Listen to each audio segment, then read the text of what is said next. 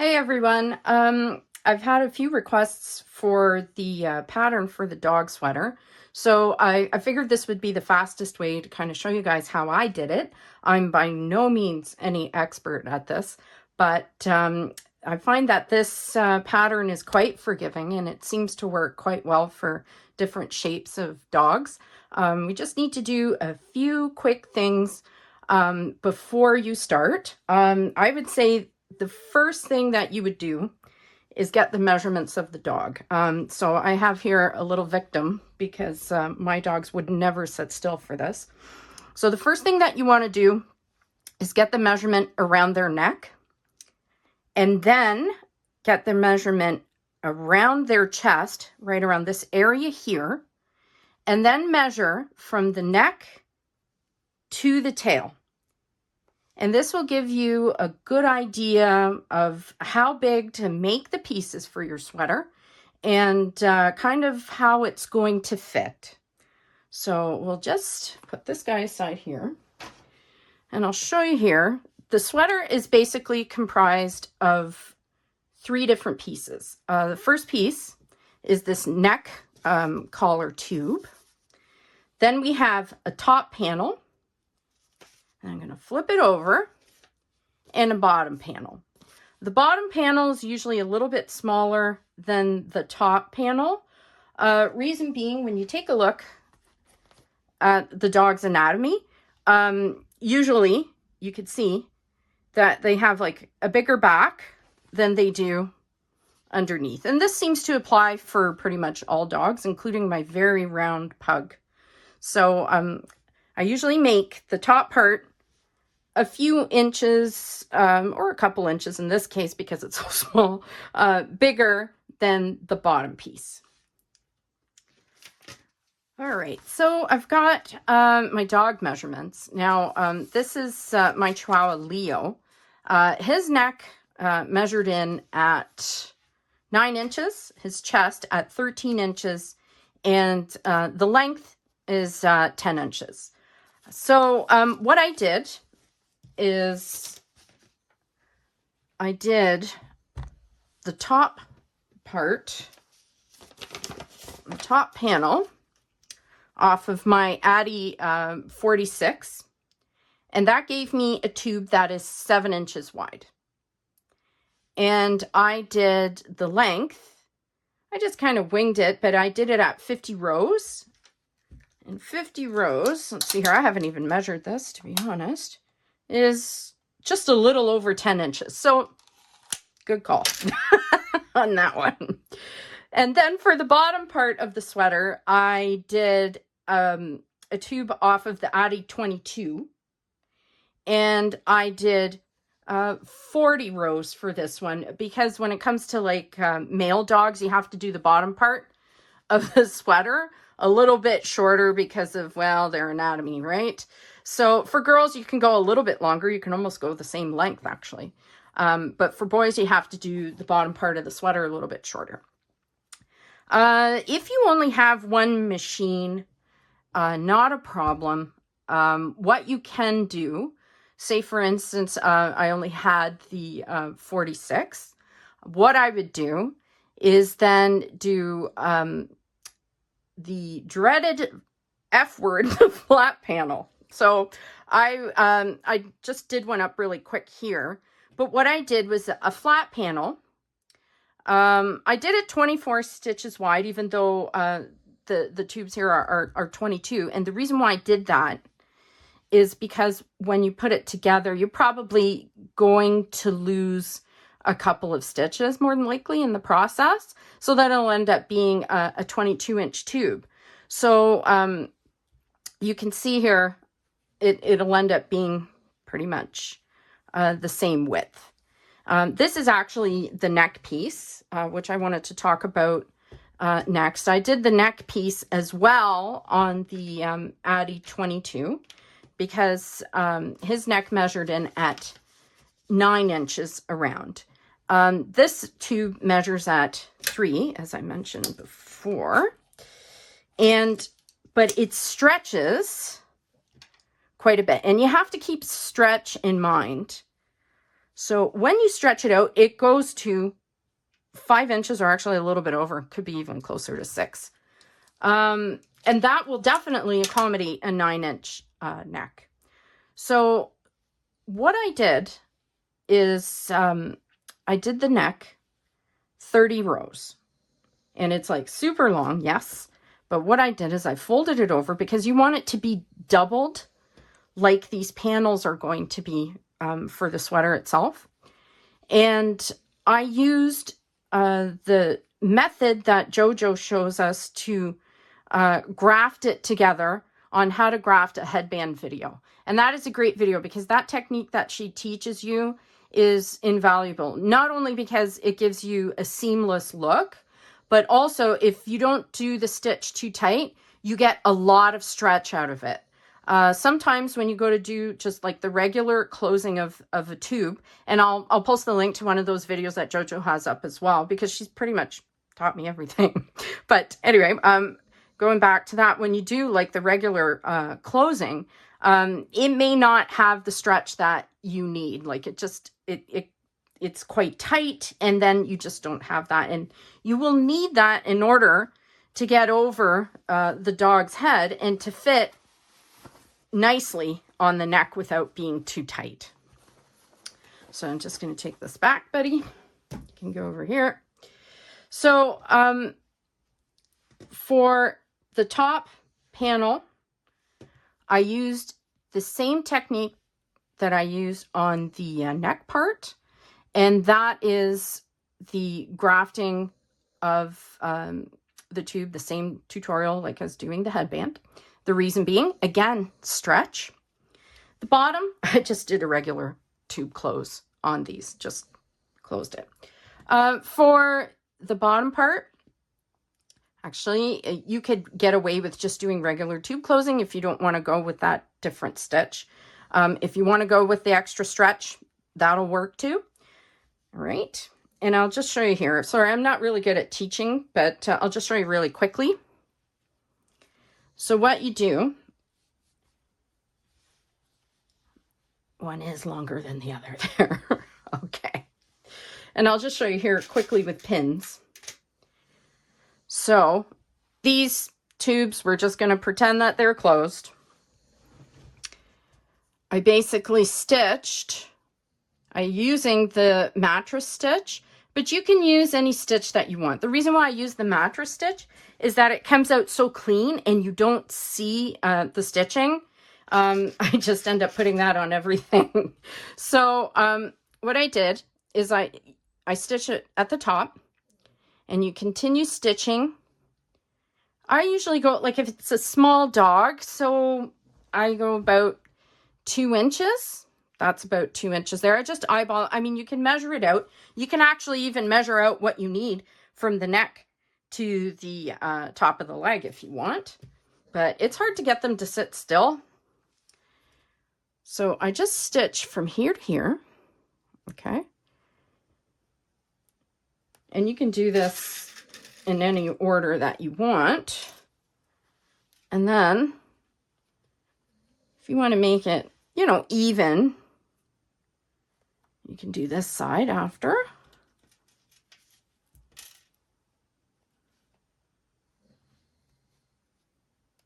Okay, so that is, I'm just going to put one here in the middle just so it looks more closed, so you kind of get an idea. A little bit better, it's less confusing. All right, so that's stitched up. And then you got to leave some space for the leg. So depending on how big the dog is, in the case of a Chihuahua, another 2 inches is good. So you leave a gap of about 2 inches. You can even, depending again on the dog, if it's got really tiny legs, you can go a little bit less or a little bit more. If it's chubby like my pug. And then what you do is you just do the mattress stitch all the way to the end here.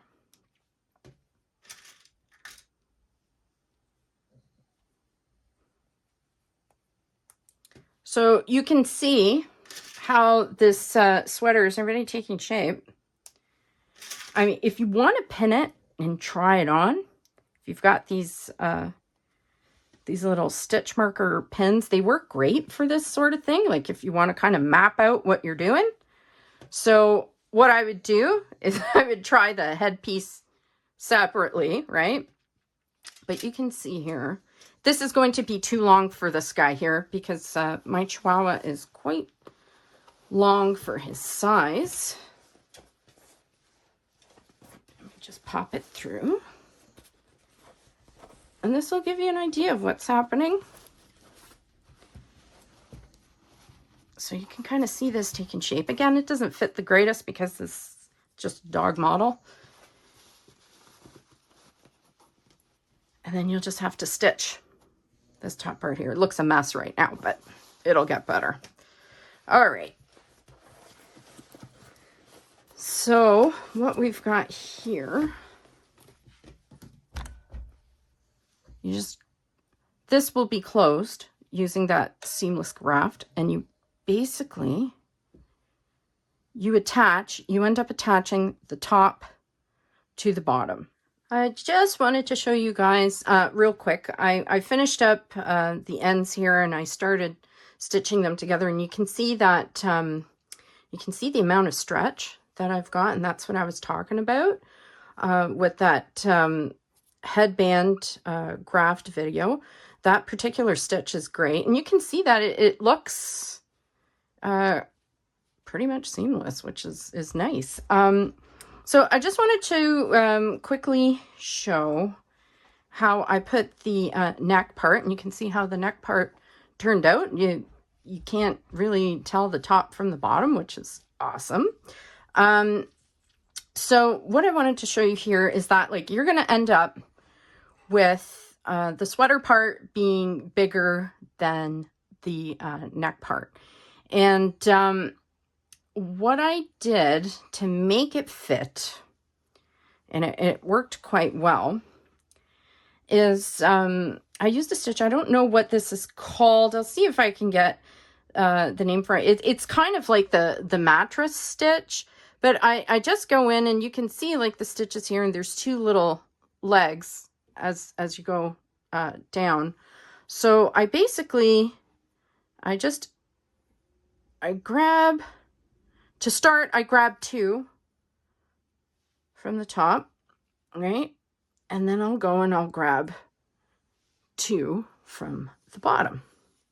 Now, instead of doing 2 and 2 all the way along, because I've got more bottom than top, what I'm going to do is I'll do 1. So for every 1 I grab at the top, I will go and grab 2 at the bottom. And what that does is you end up with a tighter stitch on the bottom than you do the top. And believe it or not, I didn't think it was gonna work, but it did. It actually grafted the neck to the bottom perfectly. And I can show you here with another sweater that I did.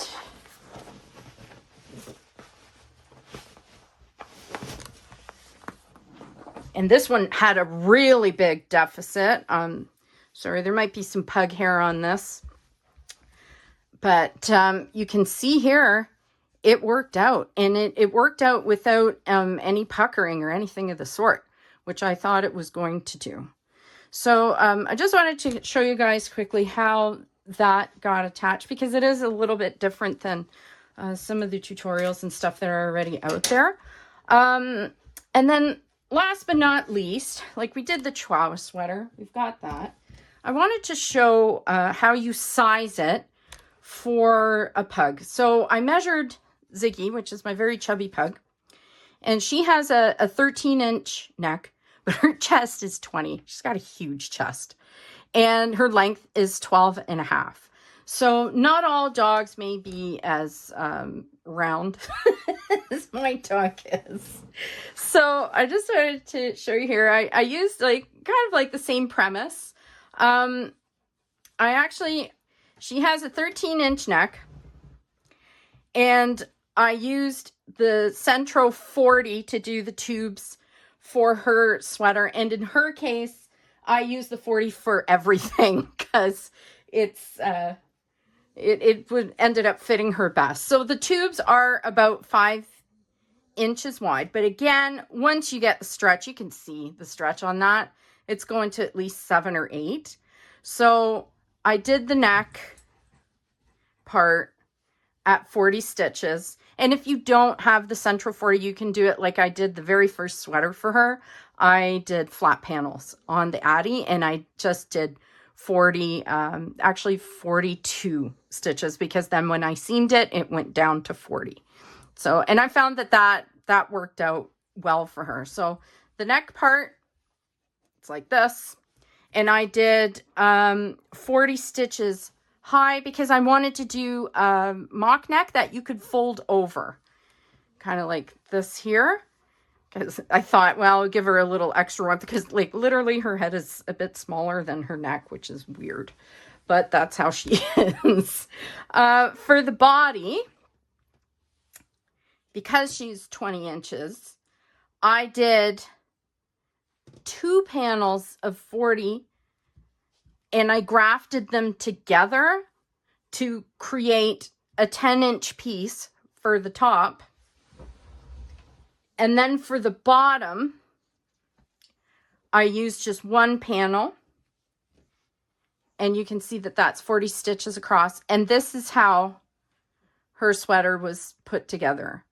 So it's, again, big difference on the top than there is on the bottom, but it works well for her because she has, how should I say it? It's like she's got very wide chest. And I know that a lot of bulldog breeds, like Frenchies and stuff like that, they have that same kind of musculature, like around their shoulders and their neck. So that's what I did there. And that'll give you an idea on how to size it. Again, for length, her length was 12.5. I did, I believe it was, let me see. Well, actually, I did rows of 10. So 1, 2, 3, 4, 5, 6, 7. I did 70 rows. It's a little bit long, I think, but that's okay for her. And then I did 50 rows for the bottom part there. So that's basically it. I know it's not really a tutorial. It's more of a guide on how to do it. Again, you got to kind of fit it for your dog. And yeah, excuse my ums and ahs and lip smacking and all of that jazz. But yeah, thanks for watching. And I hope you guys can figure it out. Keep your dogs warm.